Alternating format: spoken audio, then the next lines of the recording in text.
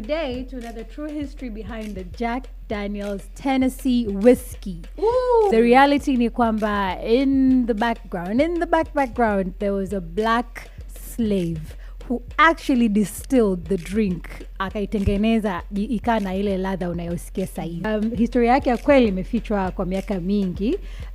Jasper Newton Jack, ambao ndo Jack Daniel, mzungu, aliyeipa jina hiyo whiskey. Alizaliwa katika karne ya 19 na alijifunza kazi ya kutengeneza pombe tangia akiwa mdogo sana, like he was very young.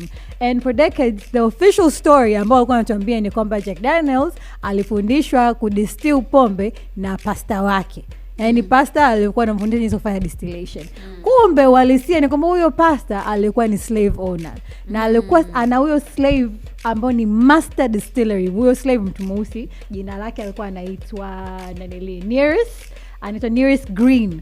Yes, kwa kiuhalisia ni kwamba Jack alipokuwa akienda nyumbani kwa yule pasta, anaingia huko kwenye barn, anafundishwa na huyo skilled person. Akajifunza naye kwanza akiwa mdogo, alafu alivyonunuliwa, hiyo ndio ikawa na skill ambayo imemkeep kama different from other slaves.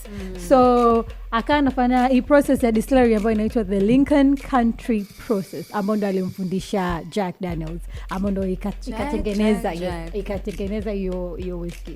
Lakini kwa miaka mingi sana mchango wake ukawa uonekani, na hata mchango wake, yani familia yake kuletwa mbele kama vile these are the people ambao yani ancestor wao alitengeneza hii Jack Daniels nini, ilifutika, yani watu kamsahau kabisa Kwamba he's the one behind it. How come we have this news right now today? Sasa yani 2016 ikaja ikajulikana mchango wa Nearest Green, kwa sababu Jack Daniels akuja his marketing skills ndo zilisababisha yani akawa anajulikana. Na also kipindi hicho ambacho walianza kuingia pamoja kutengeneza distillery, ilikuwa kabisa kama kampuni, it was after a civil war. Alifungua hadi kiwanda, akamfanya huyo Jack alivyorudi from the war, alifungua kiwanda akamfanya huyo Nearest Green awe his master maker, yani anasimamia watu wengine.